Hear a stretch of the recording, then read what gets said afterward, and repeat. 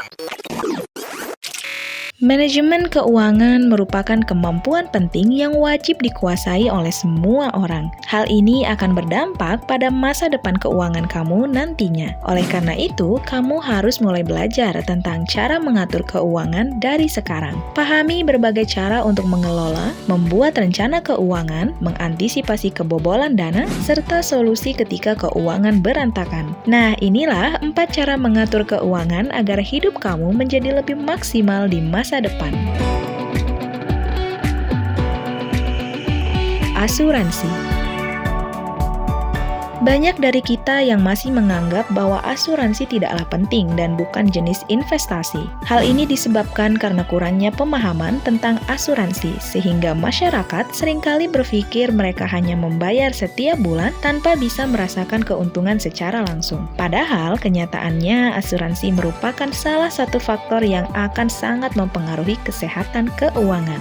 Menurut Undang-Undang Hukum Dagang (KUHD), asuransi merupakan suatu perjanjian di mana seorang penanggung mengikatkan diri kepada seorang tertanggung dengan menerima suatu premi untuk memberikan penggantian kepadanya karena suatu kerugian, kerusakan, atau kehilangan keuntungan yang diharapkan, yang mungkin akan dideritanya karena suatu peristiwa yang tak tertentu. Terdapat berbagai jenis asuransi yang bisa kamu pilih untuk dimiliki, seperti asuransi jiwa, asuransi perjalanan, asuransi kesehatan, asuransi pendidikan, asuransi properti, bahkan asuransi mobil.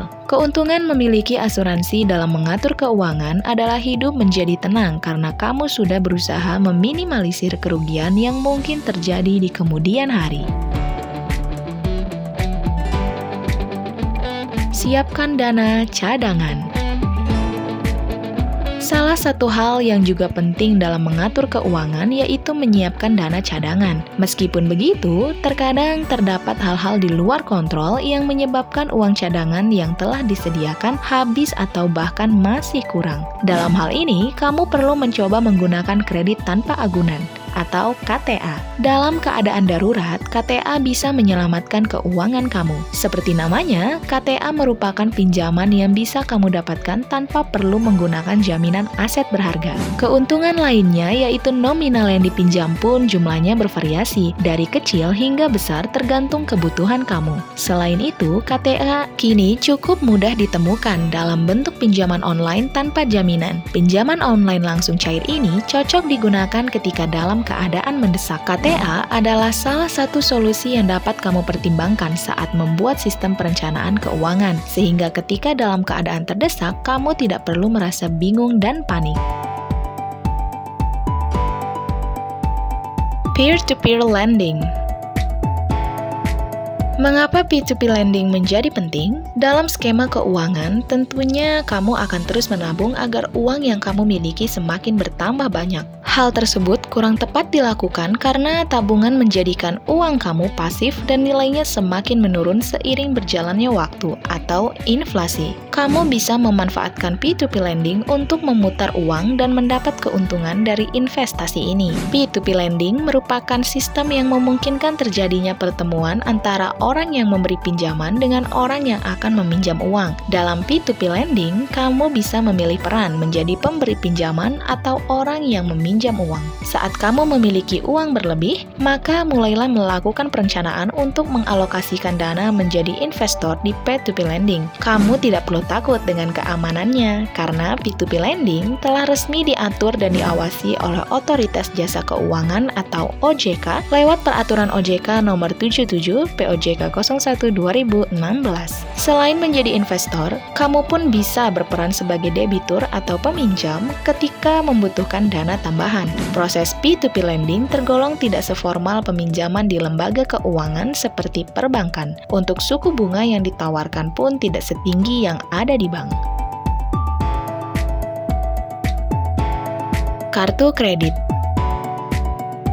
Mengatur keuangan memang bisa jadi sulit apabila hanya fokus untuk menghemat dan menyimpan uang yang baik saja. Tidak dapat dipungkiri bahwa kita memiliki kebutuhan sehingga mau tidak mau kita akan menghabiskan uang dalam jumlah tertentu juga. Oleh karena itu, ada satu faktor lagi yang perlu dipertimbangkan ketika melakukan manajemen keuangan, yaitu kartu kredit. Banyak isu mengenai buruknya menggunakan kartu kredit karena disinyalir akan membuat kamu boros. Namun, kartu kredit juga memiliki banyak manfaat yang tidak bisa kamu temukan dari produk keuangan lainnya. Menggunakan kartu kredit dapat membuat manajemen keuangan kamu lebih disiplin dan rapi. Mengapa bisa demikian? Saat kamu menggunakan kartu kredit, maka setiap bulan kamu wajib membayar cicilan. Dengan begitu, kamu akan disiplin dalam mengatur keuangan. Selain itu, kartu kredit memudahkan sistem pembayaran, terutama ketika kamu sedang berada di luar negeri. Kartu kredit juga memiliki berbagai jenis yang bisa kamu pilih dan sesuaikan dengan kebutuhan. Jadi, saat mengatur keuangan, pastikan kamu menyertakan kartu kredit sebagai faktor tambahan. Kartu kredit juga bisa difungsikan sebagai dana darurat karena uang yang diambil bukan dari tabungan melainkan dihitung sebagai hutang. Nah, itulah 4 cara mengatur keuangan untuk masa depan. Terkadang mengatur keuangan juga harus mengikuti kebutuhan dan pemasukan yang selalu berubah-ubah setiap waktu. Oke lah, seperti biasa, jangan lupa tidur ya.